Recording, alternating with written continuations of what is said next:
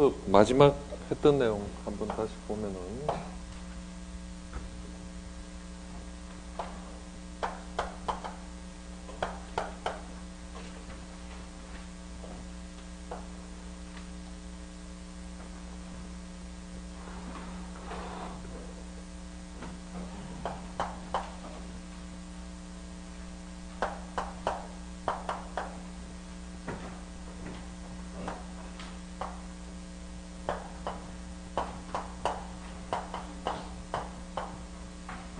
자, 우리가 두 가지 압류를 공부했었죠, 그죠?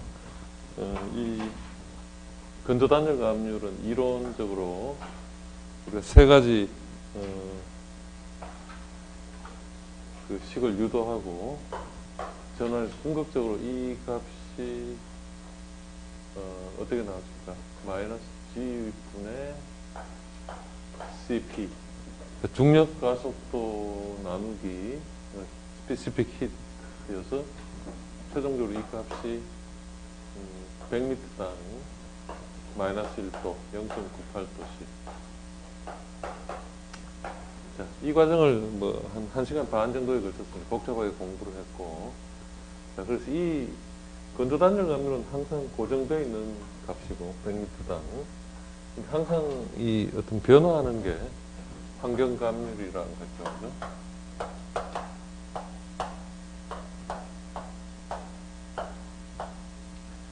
자, 이 두 가지 조건이 이제 굉장히 다양하게 서로 크고 작고가 변화되는데, 첫 번째 우리가 본 게 지난 수업 마지막 시간에 DGDT 환경값이 건조단열 감률보다 작을 때, 그래서 한 가지 예로 이걸 이제 100m당 마이너스 1도라고 가정할 때 이 값이 마이너스 1.5도인 경우를 따져줬죠, 그죠? 자, 그 경우 오늘 수업에서 연결이 되기 때문에 지난 시간에 한번 마지막 한 번 더 복습해 봅시다. 500m 높이에서 20도씨였다면 근조단열 감률에 의해서 1000m에 올라간 이 공기는 온도가 100m당 1도씨씩 줄어들어서 자기 자신은 15도가 되고, 근데 주변 온도는 실제 환경 감률에 의해서 마이너스 1.5도씩 떨어지니까 5도 떨어지는 게 아니라 7.5도 떨어져서 12.5도가 되고, 이렇게 돼서 이 공기는 계속 올라가려고 그러고, 내려오고 나면은 주변 공기는 25도인데, 자기 공기는 25도로 내려오는데 주변이 22.5도로 미안합니다. 22.5는 27.5도로 더 뜨거우니까 이 공기는 다시 원위치로 복원하지 않는다고 했죠. 이것이 어떤 불안정한, unstable한 상황. 대기의 안정도를 따질 때 이런 불안정한 상황. 근데 이 온도가 뭐 우리가 지금 예를 들어서 마이너스 1.5도로 따졌지만 마이너스 1.2도다라고 하면 불안정함이 좀 작을 테고, 뭐 마이너스 2도, 3도 이렇게 되면은 불안정한 게 더 커지겠죠. 자, 근데 이런 경우의 수 말고 이제 두 번째로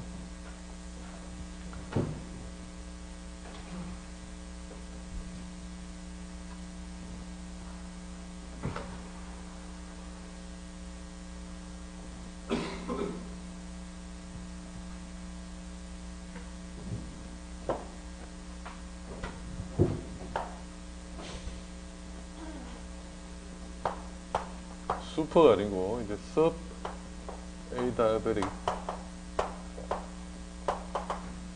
lapse rate, 우리말로는 그러니까 슈퍼가 과단열이었다면은 이제 sub adiabatic은 준단열.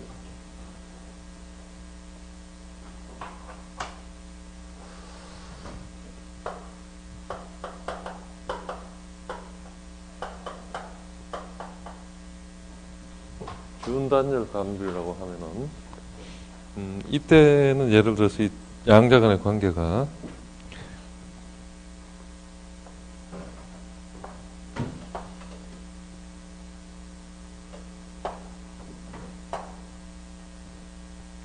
우리가 첫 번째는 환경감률이 DG, DT, not 근조감률보다 작은 걸 봤는데 이제 뒤집어서 이게 만약에 크다고 하면은 예를 들어서 이건 항상 마이너스 1도니까 하나의 임의 수치로 마이너스 0.5도씨 per 100m라고 하면 자 본인이 움직여서 500m에서 1000m로 갔더니 15도씨가 됐지만 주변 공기는 100m당 0.5도씨씩 떨어지니까 주변 공기가 이제 몇 도가 됩니까? 올라오니까 몇 도가 되죠?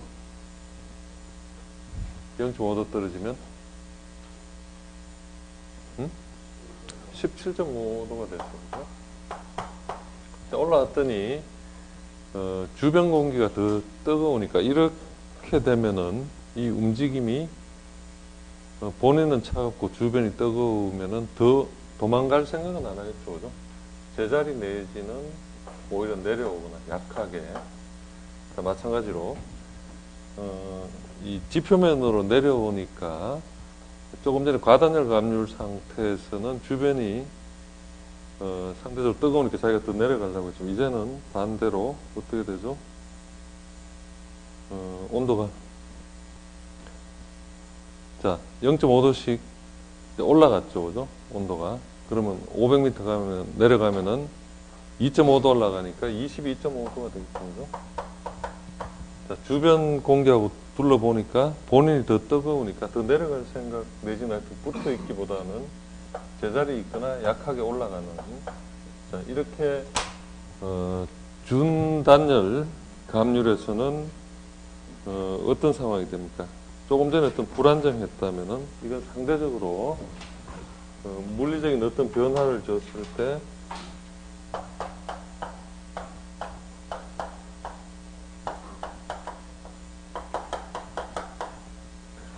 어떤 위치에다 옮겨두면은 대략 그 위치에 머물러 있거나 제자리에 대한 복원력이 거의 없는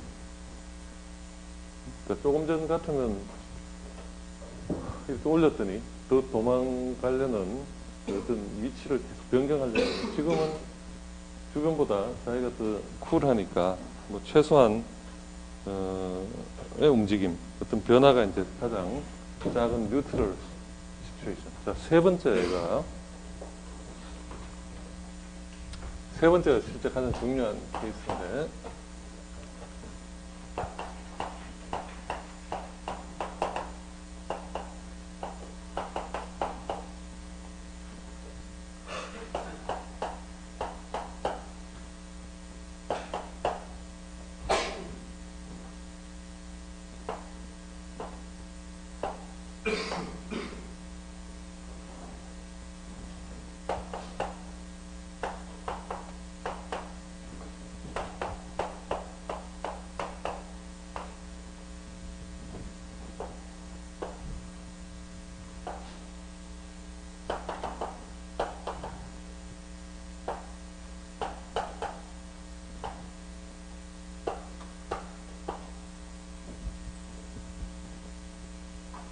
자, 세 가지 경우의 수인데 마지막 세 번째 500m 높이에서 20도씨를 유지했다. 근데 이제 환경 감률이 가장 파격적인 상황이 돼서 아예 어떤 우리가 정상적인 상황에서는 고도 올라가면 온도가 떨어져야 되는 게 정상이죠, 그죠? 근데 우리가 지금 이제 앞으로 교재에서도 공부하겠지만 이런 특수한 상황이 자주 이제 발생하는데 뭐 새벽 시간이라든가 어떤 환경이 더 이상 온도가 내려가는 게 아니라 오히려 거꾸로 올라가는 그런 상황이 실제 상황에서 많이 발생하게 됩니다. 자, 그런 특별한 경우 양의 수가 될 때 100m당 1도씩 올라간다면 1000m를 올라갔더니 자기는 여전히 15도씨가 되었지만 주변 공기는 어떻게 됩니까? 25도가 되겠죠. 무려 온도 차이가 10도 차이나 주변이 뜨겁습니다. 이런 경우는 공기를 인위적으로 이렇게 올려주면은 이 공기가 아예 움직이지 않고 이 자리에 그냥 붙어 있으려고 하는 극단적인 그러니까 일종의 자석이라고 할까, 뭘 떼놓기 위해서 물리적으로 당겨주면은 그 자리로 바로 복원한다고 해야 될 정도로 어떤 움직임이 없는 상태가 정체되는, 주변과 온도 차이가 워낙 괴리가 크기 때문에 수직적으로 전혀 움직이지 않는 상황. 자, 아래쪽으로 내려갔더니 아래쪽 공기는 25도, 그러니까 본인은 25도가 됐는데 주변 공기는 어떻게 이제 15도 정도가 되겠죠, 그죠? 무려 본인이 주변 공기보다 10도 정도 뜨거우니까 이것도 마찬가지. 당겨주면은 그대로 원위치로 돌아가는, 그러니까 어떤 일종의 우리가 뭐 공무원들 이해할 때 복지부동 이런 말을 쓰는데 전혀 움직이지 않는 extremely stable한 situation.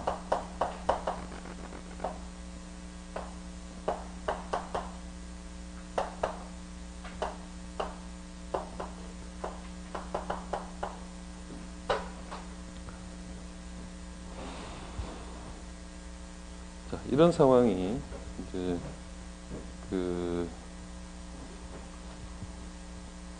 절대 변화가 없는 역전청, 영어로는 inversion condition, 우리말로는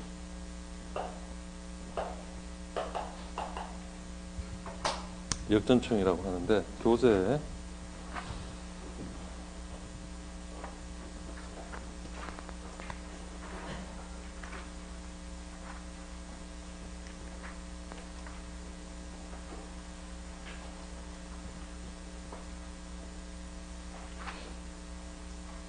자, 215쪽 보시면은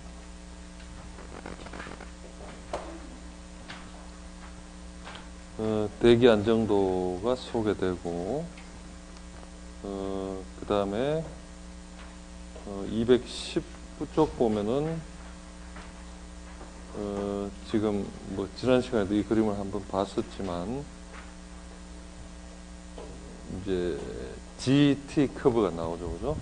그래서 X축은 temperature, Y축은 고도가 되고, 자, 이 그림을 볼 때 이제 네 가지 케이스, 지금 우리가 본 건 세 가지인데 네 가지 케이스가 나오고, 이 모든 그림의 어떤 하나의 통일된 중심은 점선입니다. 점선으로 가는 것이 바로 그 건조단열 가압류를 의미하는 게 되겠죠, 그죠? 네 가지 그림 모두 점선. 이 점선이 있고, 여기에 대한 비교로 우리가 이런 이 선은 이론적인 dg, dt 낫이 되는 거고, 지금 이 선은 실선은 dg, dt, E가 되는 거죠. 환경 감률이 되는 거죠. 자, 근데 이 그림을 보면은 X축이 온도고 Y축이 고도죠, 그죠? 근데 식은 보면은 어떻게 됩니까? 이게 거꾸로 되어 있죠. 식은 고도에 대한 온도고, 그림은 온도가 X축이고 Y축이 고도죠. 그래서 이 단순히 어떤 기울기 크기만을 보면은 그 dg, dt 값이 기울기로 보면은 이 기울기가 환경 감률의 기울기 값이 작은 것처럼 보이지만 실제 어떤 그 절대값을 따지면 이제 반대가 되겠죠, 그죠? 그리고 또 하나 여기서 이제 좀 복잡한 게,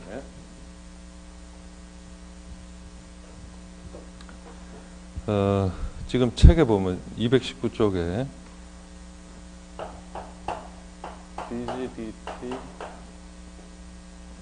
EMB 뭐 이하고 같은 거고, 이것이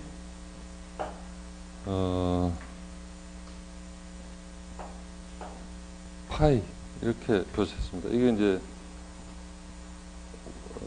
기상 쪽에서는 이 건조단열 감류를 이렇게 뭐 DGDT not 이렇게 표기하는 것보다 뭐 반대로는 이렇게 또 표기하는데, 여하튼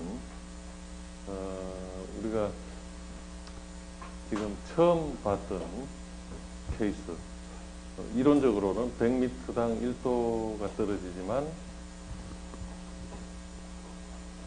자, 이 경우 고도가 100m 올라갈 때 1도가 떨어지지만, 지금 주변 환경에서는 100m가 올라갈 때 1.5도가 떨어지죠. 온도가 어떤 기울기의 절대값으로 보면은 환경 감률이 더 크지만, 이렇게 이 축을 뒤집어, 그러니까 서로가 반대가 되기 때문에 기울기가 더 완만하게 보이는 효과가 나타나죠. 응? 실제는 우리가 이 첫 번째 불안정한 슈퍼 다이버릭 컨디션이 지금 이 그래프 상에서 기울기는 더 작은 것처럼, 그러니까 더 완만하게 표시가 되어 있지만 실제로는 크다는 거예요. 절대값으로 볼 때는. 건조단열 감률은 100m당 1도 떨어지고, 환경 감률은 100m당 1.5도씩 떨어지니까 변화는 환경 감률이 훨씬 크지만, 이 그래프는 XY축이 D분의 DT가 아니라 반대로 표시, 서로 간에 반대이기 때문에 좀 반대로 나타난다. 이걸 파이. 근데 자, 우리는 이걸 이제 왜 이렇게 두 가지로 이렇게 표기하면 되는 거 이렇게 하냐면은, 기상학 하는 사람들은 이걸 선호하고 환경공학을 하는 사람들은 이걸 선호하고, 어떤 학문 간의 차이인데, 뭐 하여튼 이 책에서는 좀 두 가지로 다 표기했습니다만, 이제 앞으로 환경공학 쪽에서 이거 뭐 무시하고 이걸 사용하면 되지만, 이렇게도 표기한다는 정도만 이해합시다. 자, 원래는 순수하게 기상학이 위인데 환경공학이 이렇게 좀 바꿔서 저런 표현을 좋아하는 정도. 자, anyway, 첫 번째 그림은 이제 어떤 불안정한 상태, 그러니까 DG분의 DT environment가 지금 이 그림, 그러니까 여기 수식상에서는 건조단열 감률보다 더 큰 것처럼 되어 있죠, 그죠? 근데 실제로는 절대값만으로 보면 이제 이렇게 큰 것처럼 되어 있고, 실제로는 반대죠, 그죠? 이게 참 책하고 실제 상황하고 이렇게 복잡하게 돼서. 응? 근데 이 책에 지금 어떻게 표기했습니까? 주위 기온 감률에는 괄호에서 마이너스 DG분의 DT라고 했죠, 그죠? 근데 건조단열 감률은 플러스 파이로 했는데, 엄밀하게 따지면 여기다 마이너스를 붙여줘야 되고,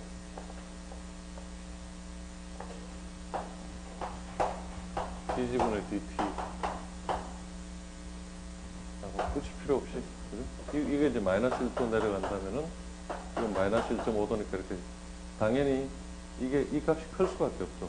근데 여기서는 그걸 지금 반대로 표기해서 어떤 절대값 중심으로 기상학적으로 표기하다 보니까 파이 값이 작은 것처럼 이렇게 표기했죠.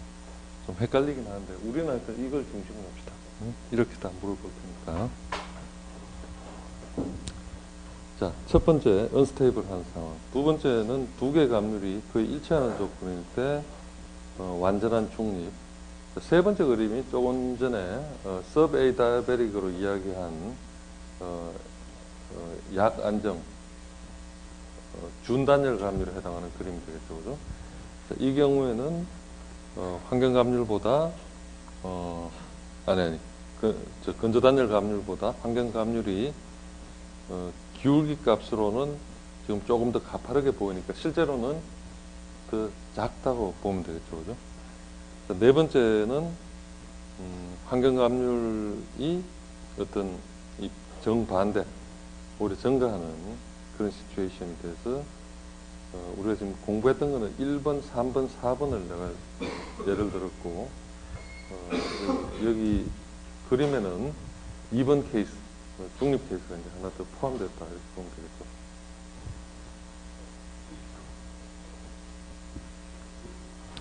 자, 이렇게 뭐 4가지 형태 또는 3가지 형태로 분류를 하고, 그래서 대기 안정도를 평가하는데 220쪽으로 가서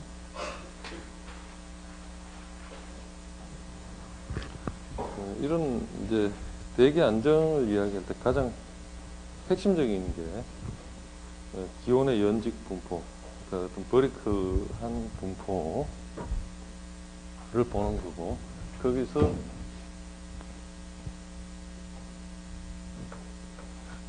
인버전 레이어, 역전층이 어떻게 형성되느냐 하는 내용인데, 교재 220쪽 하단에 보면은 temperature inversion layer 해서 이제 기온 역전층이 소개가 되고, 221쪽에 보시면은 이 2가지의 역전층을 이야기합니다. 하나는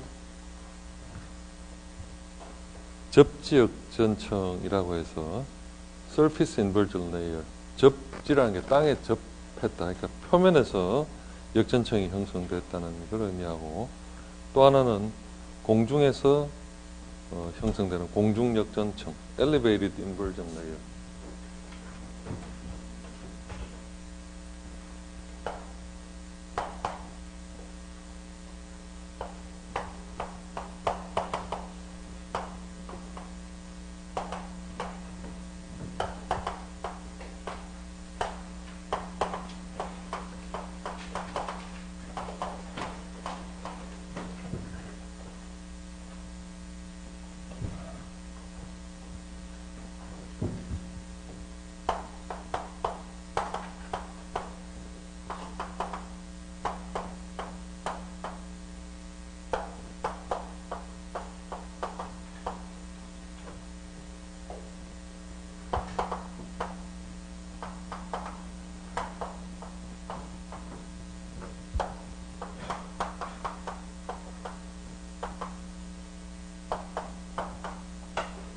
자, 2가지 역전층이 소개되는데, 두 번째 엘리베이터 타고 인버전 레이어 보는 겁니까? 하여튼 엘리베이티드 인버전 레이어, 공중에 엘리베이터 허공에 뜬 상태에 발생하는데, 접지 역전의 대표적인 예는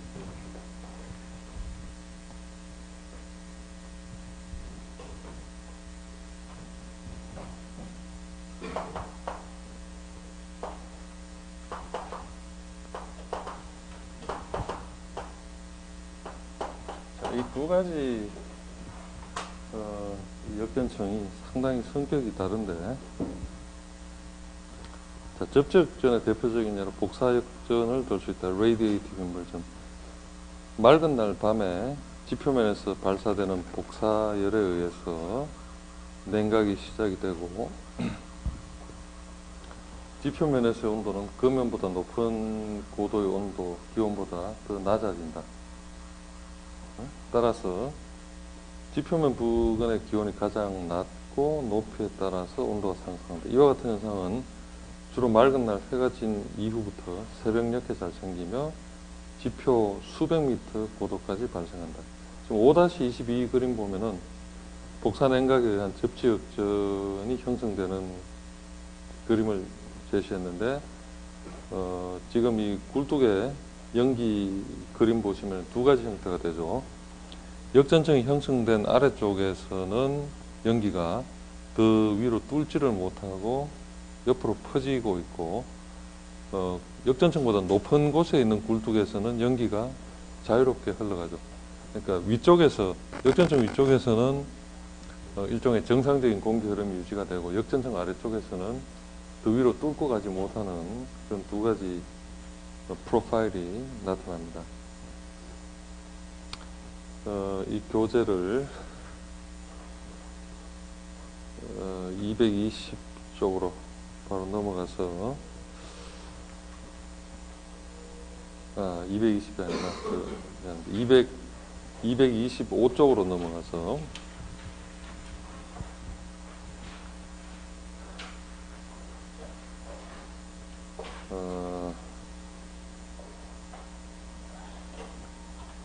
그림 보면은 대도시와 시골 지역에서 기온의 연직 구조 변화해서 이제 설명을 했는데,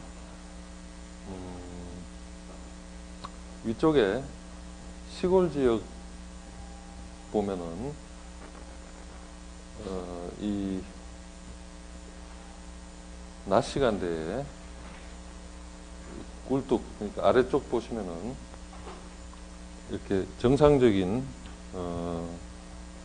일종의 그 온도, 고도가 올라갈수록 온도가 떨어지는 그런 모양이 나타났다가 새벽이 되면은 이것이 이제 뒤집어져 있는데, 또 도심에서는 더 복잡하게 되겠죠. 설명을 잠깐 보면은 224쪽 제일 아래쪽에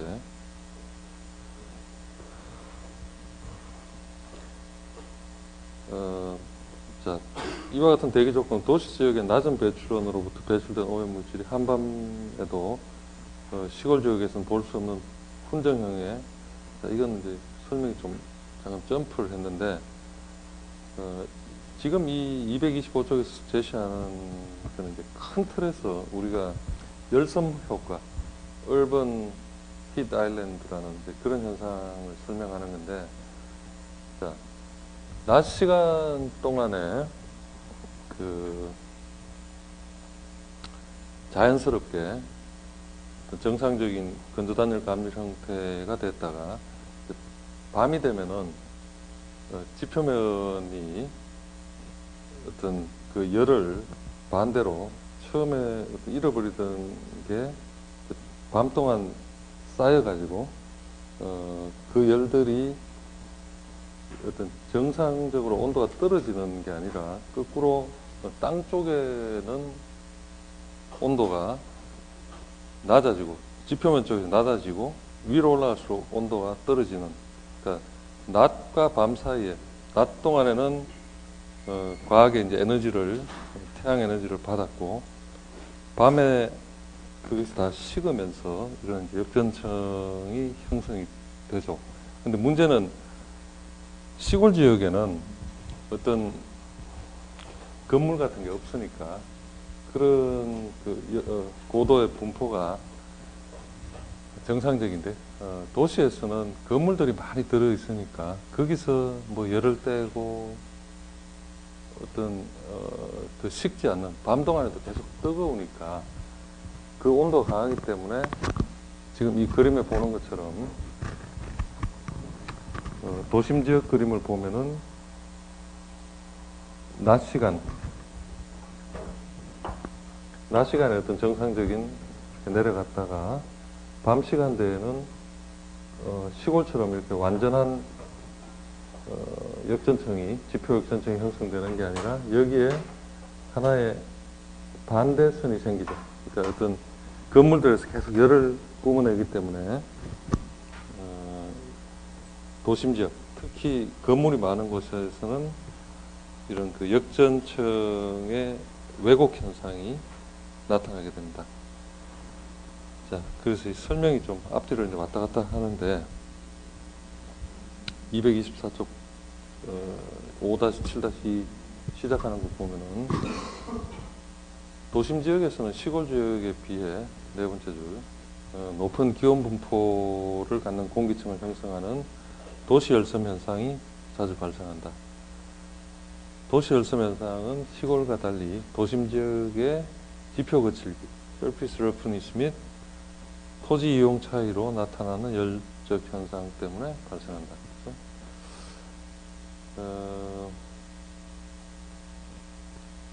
자, 그 다음에 두 단락 뛰어넘어서 도시 열섬 효과는 도시의 규모에 따라 다르게 나타나며 도시의 규모가 클수록 도심 지역에서 기온과 도시 주변 시골 지역에서 기온 차이가 심하게 나타난다. 그래서 이런 그 역전층의 형성도 이제 좀 복잡하게 나타나죠.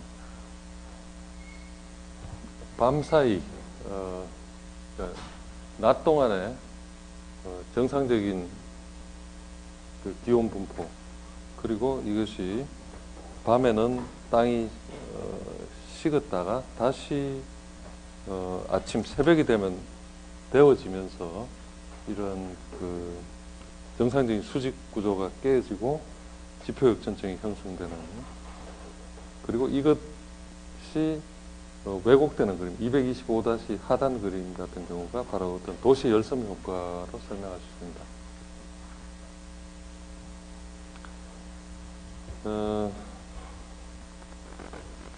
자, 다시 교재 221쪽으로 돌아와서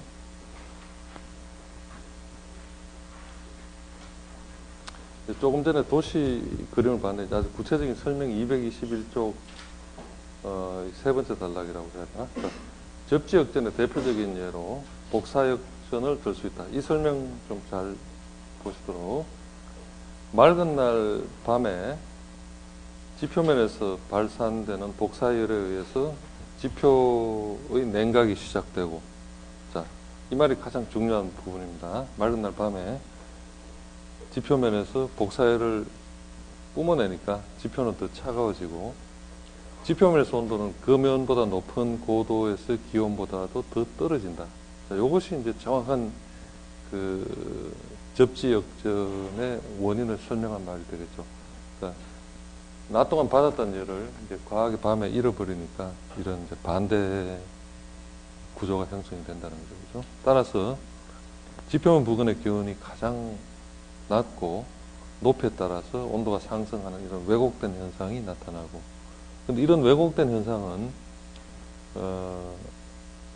주로 맑은 날 해가 진 이후부터 새벽녘까지 잘 생기고, 다시 해가 뜨면은 공기가 원활하게 섞이면서 이런 뒤집어졌던 인벌전 레이어가 다 깨져버리고 정상적으로 다시 건조단열 감리 상태로 되돌아가겠죠. 그러니까 밤 동안에 왜곡되고 새벽에 해가 떠서 이제 다시 땅이 가열되면은 이것이 싹 사라지는, 그러니까 하나의 어떤 낮밤의 기온차, 어떤 복사열을 받아들이는 패턴, 이런 게 이제 복합적으로 이루어져서 지표 역전이 형성됩니다. 그러니까 지표 역전은 어떻게 보면 이제 상당히 단순하죠. 이런 어떤 기온차가 크고 이럴 때 이제 더 잘 발생하는, 그러니까 상대적으로 여름, 겨울 중에 어느 쪽이 더 잘 발달하겠습니까? 겨울철에 이런 게 더 잘 발생하겠죠.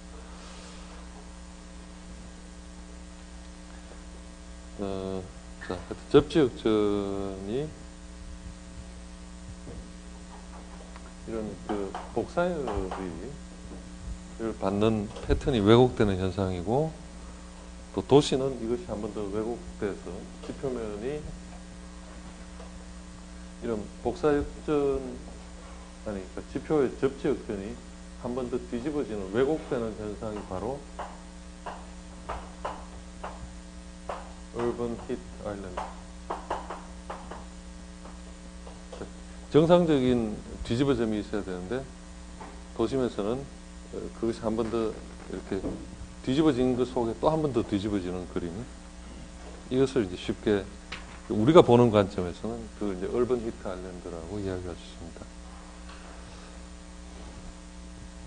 근데 이런 단어, 어떤 도시 열섬 효과 이런 경우는 상식적으로도 참 많이 묻는 말들이죠. 그러니까 이걸 뭐라고 쉽게 설명할 수 있겠습니까? 면접 같은 데 이런 거 물어본다면은 결국 큰 틀에서는 대기한 정도로 이야기할 수 있는 거고, 반대는 정상적인 접지 역전이 일어나야 하는데 도심 지역에는 건물들이 뿜어내는 잔열 때문에 그 접지 역전이 정상적으로 피어나지 못한 현상을 urban heat island다, 이렇게 설명하면 되겠죠.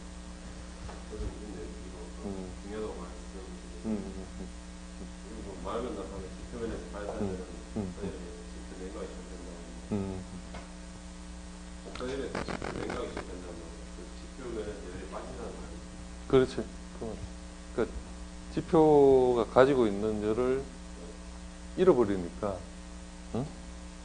지금 원래는 지표가 뜨겁고 위로 갈수록 온도가 내려가야 되는데 지표가 더 쿨링해져 버리니까 내려가는 게 아니라 거꾸로 뒤집어진다는 거예요. 지표가 열을 계속 태양열을 받으니까 지표는 뜨겁고 위로 가면 이제 상대적으로 차가워지는 게 이게 정상적인데, 지표가 가지고 있어야 될 열을 다 루즈 해버리니까 지표가 반대로 더 차가워지는 것처럼 보여서 그런 역전층이 된다.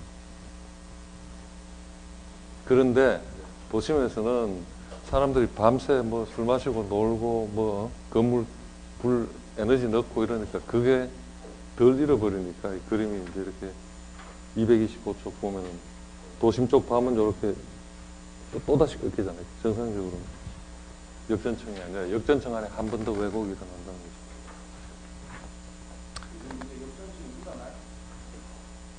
그럼 내가 지금 뭐 헛소리하고 응?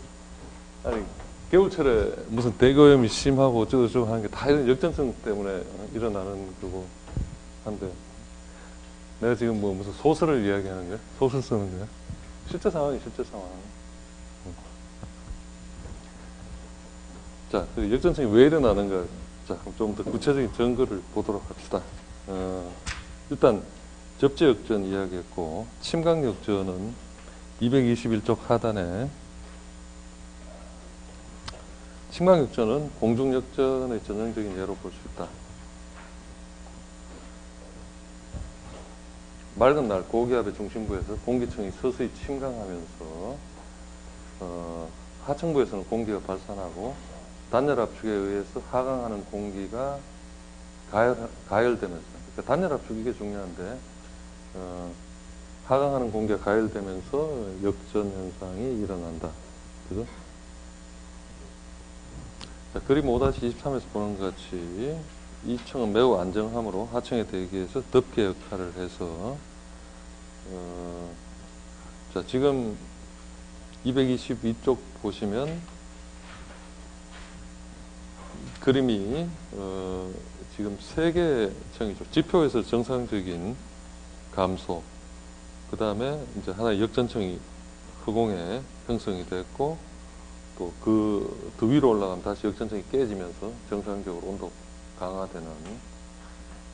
그러니까 역전층은 한마디로 뭡니까? 정상적인 건 무조건 온도가 고도 올라가면 내려가야 되는데 역전층이 되면은 내려가는 게 아니라 거꾸로 반대 프로파일링을 형성하는 거죠. 또 그렇게 되면은 지금 그림처럼 지금 태율이 물어본 것처럼 이렇게 되면 어떻게 됩니까? 오염 물질들이 정상적으로 역전층이 아닐 때는 굴뚝에서 뿜어대는 게 다 하늘로 더 올라가서 우리가 오염을 별로 보지 않아야 되는데 보고 싶지 않은 거, 이런 상황이 되면 오염 물질이 계속 적체되고 누적되고 확산되질 않으니까, 수직 확산이 안 되니까 계속 지표면에 머물러 있겠죠. 우리가 일장에서 대기오염 역사 공부할 때 뭐 런던 사건이니 이때 뭐 2만 명이 죽고 어쩌고저쩌고 다 그냥 이런 겨울철에 공기 확산은 안 되고 역전층이 제대로 형성돼서 공장에서 뭐 어떤 뿜어대는 오염 물질들이 먼지하고 계속 왜 런던 가면 뭐 굉장히 날씨 나쁘다는 이야기 많이 하죠. 뭐 흐리고 어쩌고저쩌고 그러니까 그런 게 어떤 산업시설에서 오염물질 뿜어내는 데 대한 어떤 컨트롤하는 기술은 부족하고 어떤 또 역전층은 제대로 형성되고 이러니까 뭐 엄청나게 많은 사람들이 사망할 수밖에 없었다는 거죠. 물론 여러분들은 이제 뭐 건강하니까 별 영향이 없겠지만 하여튼 어린이들, 뭐 노인들 이런 경우는 이런 상태, 이런 그림이 펼쳐지면은 뭐 계속 뭐 기침하고 천식하고 이런 상황이 악화되고 또 병원에 환자도 많이 생길 테고 실제 뭐 이런 식의 어떤 역전층이 형성되고 하면은 먼지 농도가 올라가고 먼지 농도 올라가면은 사망률이 먼지 1마이크로그램 농도 올라갈 때마다 뭐 1000명씩 더 사망하니 뭐 이런 이제 통계 같은 게 다 있습니다. 객관적인. 자, anyway.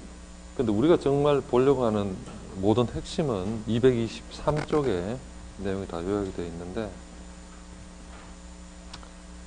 지금 222쪽에서 본 것처럼 이렇게 이제 역전층이 변화무쌍하게 생길 수 있으니까 고공에서도 생기고 지표면에서도 생기니까 그런 조합을 6가지로 축약해서 만약에 굴뚝에서 어떤 연기가 퍼져나간다고 하면은 그것을 GT 커브, 고도와 온도의 함수로 어떤 그 확산되는 형태를 6가지로 표기한다. 자, 첫 번째가 우리가 어떤 슈퍼 에이다이베릭 컨디션에서 보았던 가장 불안정한 상태, 건조단열 감률보다도 더 온도의 하강이 절대값으로 클 때 굉장히 불안정하죠. 그죠? 그래서 굴뚝에서 어떤 연기가 퍼지기 시작했다고 하면은 한 번은 위로 갔다, 한 번은 아래로 갔다, 어떤 물리적인 연기의 확산이 위아래로 춤을 추듯이 최대한 버티컬리 불규칙하게 움직이게 되고, 자, 이런 것이 이제 어떤 루프형이라고 해서 우리말로는 환상형. 그러니까 환상적이다 이런 말이 아니라 어떤 그 고리의 형태. 그죠? 자, 두 번째가 어떤 좀 중립적인 뉴트럴한 두 개의 기울기가 서로 유사한 상황일 때, 이것은 어떤 좀 중립적인 조건이니까 어떤 공기가 가장 자연스럽게 퍼져나가는 형태가 되고, 쉽게 생각하면 우리가 뭐 아이스크림 콘 같은 거를 옆으로 눕혔다고 생각합니다. 가장 자연스럽게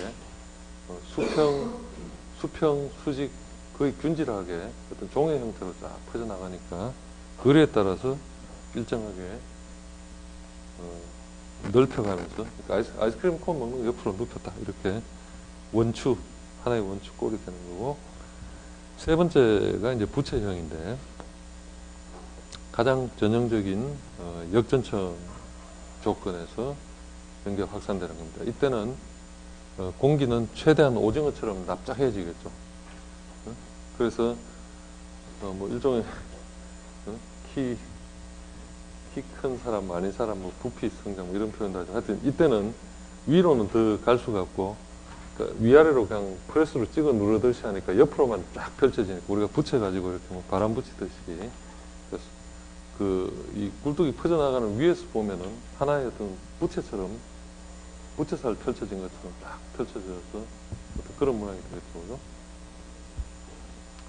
자, 네 번째가, 그러니까 두 번째가 이제 원추형 콘형이 되겠고, 세 번째가 부채형 팬, 영어로 이제 패닝형. 네 번째가 보면은 하층에는 역전층이 돼서 굴뚝의 연기가 위아래로 퍼지면서 하층 역전층으로는 또 밑으로 내려가지 못하고, 그러니까 하층에는 아주 균일한 일자가 되고, 그 위쪽으로는 스무스하게 퍼져나가는. 그래서 마치 우리가 이렇게 뭐 누가 담 넘어갈 때 이렇게 뭐 받쳐주듯이 떠받들어준다 해서 로프팅형. 그러니까 밑은 수평적으로 안정하게 받쳐준다는 차원에서 로프팅형이 되고, 자, 다섯 번째가 이 네 번째 형과는 반대로 하층이 불안정하고 상층이 안정하니까 거꾸로 됐죠. 그죠?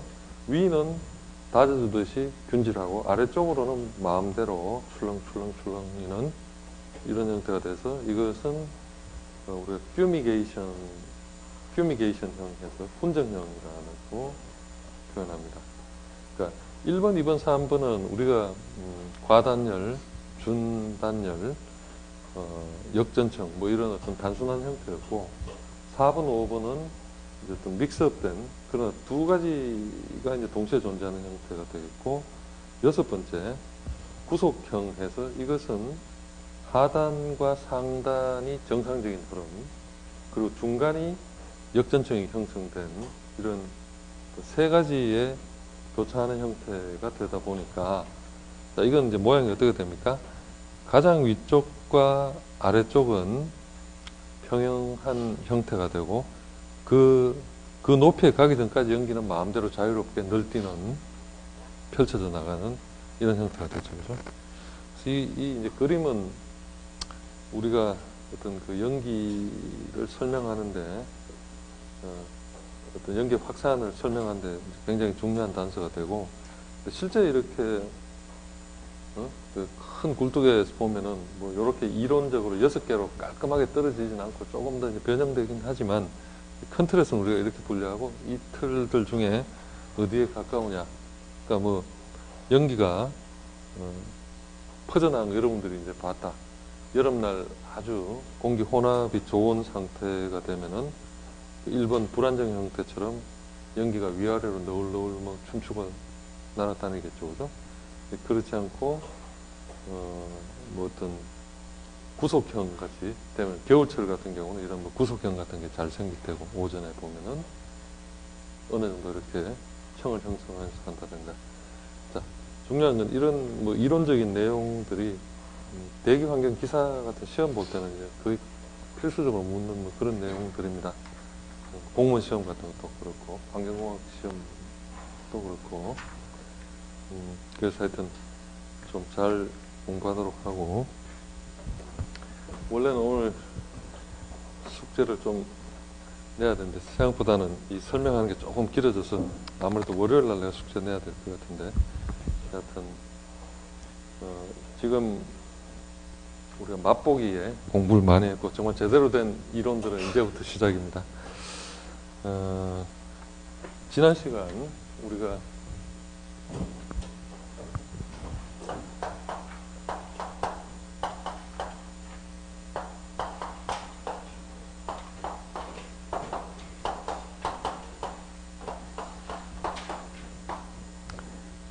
(100m당) 마이너스 0.98도 떨어지는 이것을 이제 증명해 봤고, 이제 여기서 파생되는 굉장히 많은 공식들이 있고, 또 그걸 통해서 여러분들이 또 이제 실제 대기 안정도 같은 걸 판단하는 이제 그런 문제들이 이제 많이 맞닥뜨리게 되는데, 자, 첫 번째가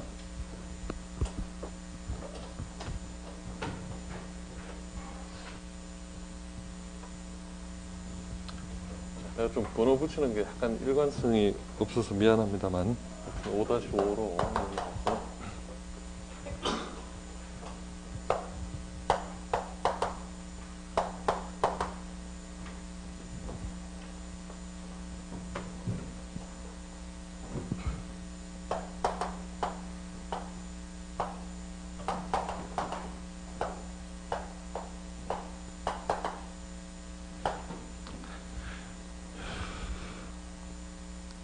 지금 이런 6가지 형태의 어떤 뭐 굴뚝에서 공기가 어떻게 디스펄전 확산되어 가나 뭐 이런 것만 이제 보고 우리가 끝나면 좋겠는데, 이제 상당히 많은 이론들이 새롭게 소개가 되는데, 자, 첫 번째 소개될 내용이 potential temperature and its gradient.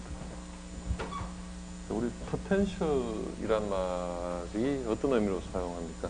응? 어떤 사람이 포텐셜이 있다. 어떤 뭐 잠재적인 능력이 뭐 이런 말 할 때 이제 이야기하는 거죠.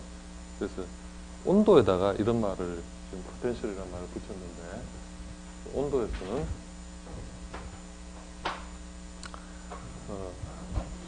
우리말로는 온위, 그러니까 어떤 위치에 인위적으로 어떤 표준 위치를 하나 정해서 그 위치에서 온도가 어떤 공기가 갖는 온도가 어떻게 되느냐, 하나의 잠재적인 온도를 이렇게 정의합니다. 그리고 이런 potential temperature의 값을 어떤 고도에 따른 변화 함수로 이렇게 우리가 수치적으로 만들어내면은 그 함수를 이용해서 그 함수만 이용하면 물리적인 온도 값을 집어넣어서 공기가 안정하다, 안정하지 않다. 우리가 어떤 그래프를 보고 판단하는 것도 중요하지만 어떤 그 수치적인 계산 같은 걸 통해서 여러분들이 공기 안정도를 이제 판정하는 그런 공식을 공부하도록 하겠습니다. 자, potential temperature.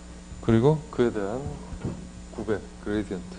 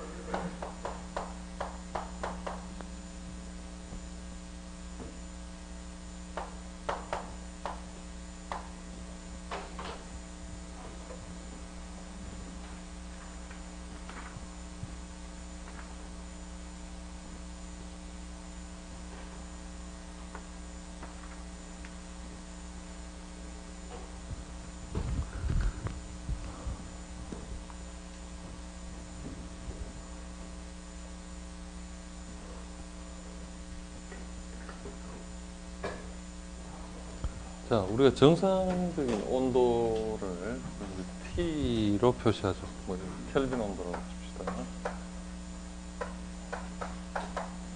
근데 이 온도는 어떤 위치에 있든 하나의 온도죠, 그죠? 뭐 지표에 있든 지상 뭐 1000m에 올라가든 어떤 온도는 자연스럽게 지표면은 18도, 뭐 1000m에서 마이너스 60도다, 뭐 이런 식으로 변화하는데, 자, 온위, 위치에 따른 온도라는 새로운 세타 개념은 이제 기상학에서 참 많이 사용하는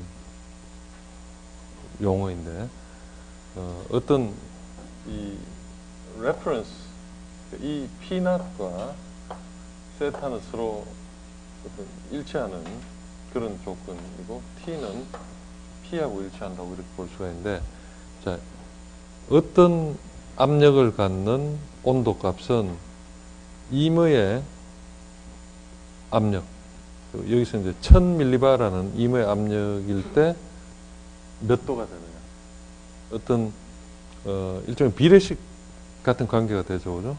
근데 여기 하나의 변수가 어떤 경험식에 의해서 K분의 K-1이라는 게 어떤 지수함수로 들어가게 됩니다. 그래서 이걸 풀어주면은 K분의 K-를 이런 0.288이 되고, 어떤 참고값은 우리가 1000mB, 1기압이 1대기압이 1013mB죠, 그죠? 그게 비해서 1대기압보다 약간 작은, 그러니까 어떤 공기를 인위적으로 어떤 압력은 지표면에서 다르고 고도에서 다르지만 인위적으로 1000mB라는 위치에 갖다 놓으면은 그 온도가 몇 도가 되는 거예요. 이걸 이제 환산하는 하나의 식이 됩니다. 인위적으로 압력이 제각기인 그런 공기 덩어리를 1000mB 상태로 만들어졌다. 그러면 그때 표시할 수 있는 온도가 몇 도냐. 그래서 any temperature at a certain pressure, 뭐 어떤 프레셔 고도와 밀접하게 관련되어 있으니까 이것이 converted into a new temperature value at a reference pressure point of 1000mB, 1000mB의 임의의 참고값의 압력을 설정하면은 이때의 온도를 우리 온위, 그러니까 위치, 1000mB의 압력을 받는 위치에 있을 때의 온도값을 세타, 온위라고 합니다. 자, 근데 K분의 K-1은 우리가 이미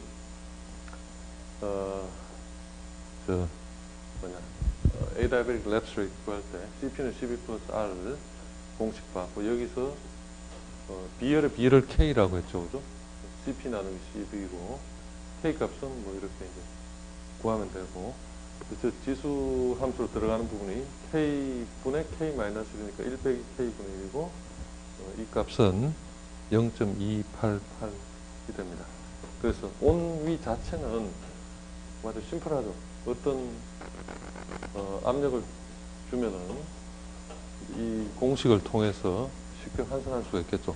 자, 근데 문제는 이 온위가 아니라 바로 다음 시간에 우리가 상당히 할애할 이 potential temperature gradient라는 개념인데, 이걸 통해서